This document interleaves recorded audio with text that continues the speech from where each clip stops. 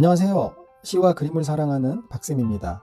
오늘은 챕터 두 번째로 그리스와 로마 예술 첫 번째 시간입니다. 고대 그리스인들이 어디에서 왔는지는 역사의 베일 속에 가려져 있습니다. 기원전 약 2000년에서 1400년경 크레타 섬 동북부의 크노소스에서 번영했던 미노아 문명, 그러니까 크레타 문명하고 맥을 같이 하고 있는 미노아 문명은 알 수 없는 이유로 멸망을 했습니다. 현재는 산토리니 섬 인근에서 큰 화산 폭발이 일어나 멸망했다는 추측만이 있을 뿐입니다. 그래서 이 때문에 바닷속에 가라앉은 신비의 섬 아틀란티스의 전설이 생겨나기도 했습니다. 그리고 그 미노아 문명의 뒤를 이어서 그리스 문명이 시작되었기 때문에 아마 미노아 문명이 그리스 문명의 효시로 짐작이 됩니다. 미노아 문명의 유물들 중에는 가장 유명한 것이 파에스토스 원반으로 원시 크레타의 상형 문자가 겉에 새겨져 있고, 또 찰흙판에 새겨진 이 문자는 필기도구로 새겨놓은 게 아니라 도장 같은 도구로 찍어낸 것이라서 이 원반이 인류 역사상 가장 오래된 인쇄물로 꼽히기도 합니다.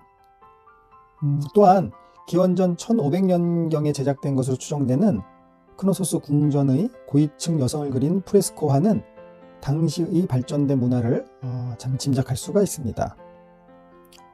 대단히 호전적이었던 그리스인들은 도시국가를 이루고 있었으며, 또 이 도시국가들끼리 대립에 의해서 전쟁도 하고 또 무역을 하면서 서로 간의 그 영토를 개척하기도 했습니다.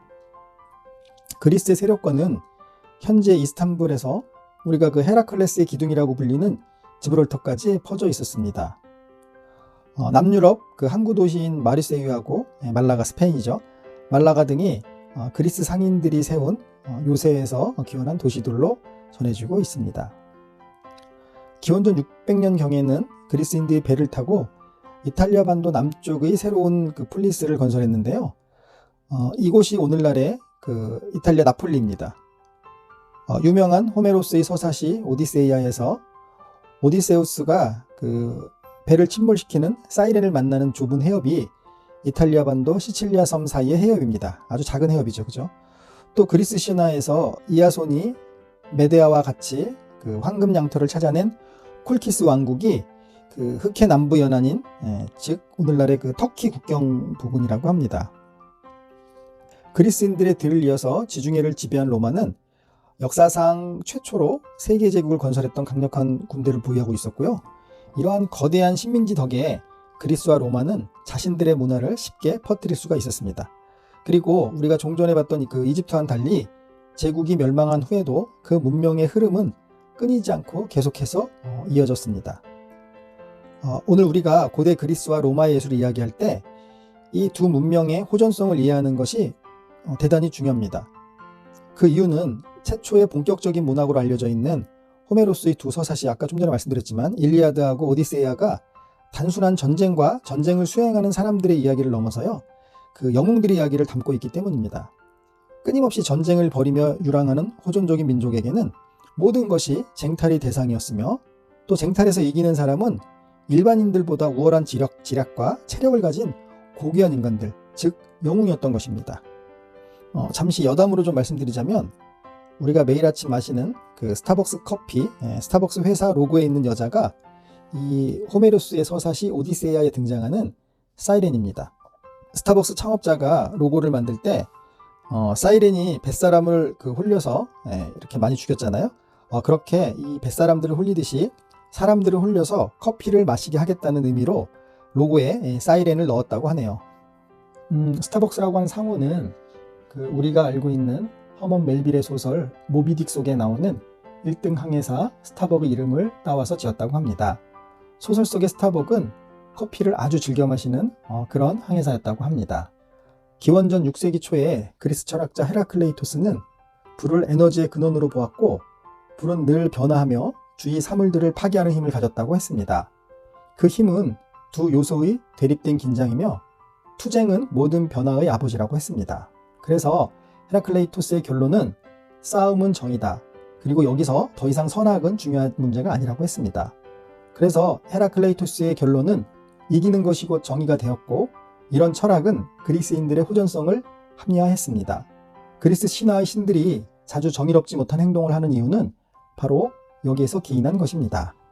저희가 챕터 1에서 본 이집트 예술이 개개인의 개성을 찾기 힘든 집단적인 예술을 지향했다면 오늘부터 볼 그리스와 로마의 예술은 한 사람의 영웅을 찬미하는 개인적인 예술입니다. 찬사를 받고 싶어하는 영웅의 명예욕이 깃들여 있고 또 더 이상은 집단적이고 종교적인 예술이 아닙니다. 고대 그리스와 로마에서는 예술이 그 종교적인 목적을 잃었고 또 영웅이자 정복자를 찬미하는 그런 새로운 역할을 담당하게 된 것입니다. 그리스에서 기원전 700에서 600년 전부터 아름다운 옷을 입은 소녀와 건강한 남자의 나신상이 조각되기 시작했는데 각기 명확한 목적을 가지고 있었습니다. 소녀의 조각상은 신에게 바치기 위한 목적으로 신전을 장식하는 것이었고요. 또 남자의 나신상은 운동 경기장을 장식하는 것이었습니다. 여기에 일종의 남성 숭배 사상이 들어있는데요. 소년에서 막 청년이 된 건강한 남성의 몸은 숭배받아 마땅한 완전성을 지닌 대상으로 여겨졌습니다. 그래서 크로스라 불리는 남자의 누드상은 그리스 조각에서 흔히 찾을 수 있는데요. 코레라고 불리는 소녀상은 늘 옷을 입고 있었다고 합니다. 이는 여성은 남성에 비해 불완전하고 열등한 존재로 여겨졌기 때문입니다. 여성분들이 좀 들으시면 기분 나쁘실 수도 있을 것 같습니다. 그래서 그리스 조각에서는 아프로디테 같은 여신상을 제외한 여성의 나체상을 거의 찾을 수가 없었다고 합니다. 또한 고대 예술의 목적이 종교와 연관되어 있었던 것에 비해 그리스 조각은 종교와 연관성이 거의 없었다는 것입니다. 단순히 인간의 아름다운 육체를 가장 감각적이며 현실감 있게 재현하는 데 중점을 두었던 것처럼 보입니다. 그리스 조각 작품 중 원반 던지는 사람의 몸에서는 역동적인 힘과 긴장감 그리고 사색하는 이의 고요한 침묵도 느껴집니다. 이 조각의 목적은 운동선수가 원반을 던지는 찰나를 기록하기보다는 인간의 가장 아름다운 모습을 영원히 보존하는 데 있다고 보시면 됩니다. 고대 그리스인들은 예술을 위한 예술이라는 의미를 이해하고 있었으며 그들은 특정한 목적을 가지기보다는 그 자체로 아름다운 작품을 원했습니다. 조각들 역시 이런 수요자들의 요구를 충족시키기 위한 작품을 만들었던 것이죠. 이러한 순수 예술, 즉 아무 목적도 또 수익성도 없는 예술 작품의 창조가 가능했던 이유는 고대 그리스인들이 물질적으로 아주 풍요롭게 살았다는 것입니다.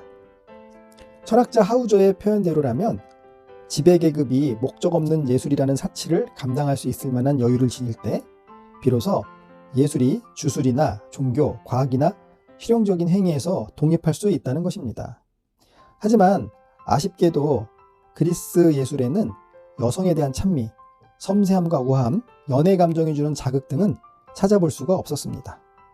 본질적으로 고대 그리스 예술은 노예가 아닌 부유한 남성들을 위한 예술이었음을 알 수 있었습니다. 오늘은 고대 그리스에 대한 이야기와 또 조각 작품에 대한 이야기를 간단하게 해보았습니다. 그리고 다음에 좀 더 발전된 그리스와 로마 예술에 대해서 다시 한번 두 번째 시간으로 리뷰를 하겠습니다. 오늘 이야기가 좋으셨다면 구독과 좋아요 부탁드립니다. 감사합니다. 저는 다음 시간에 또 찾아뵙겠습니다.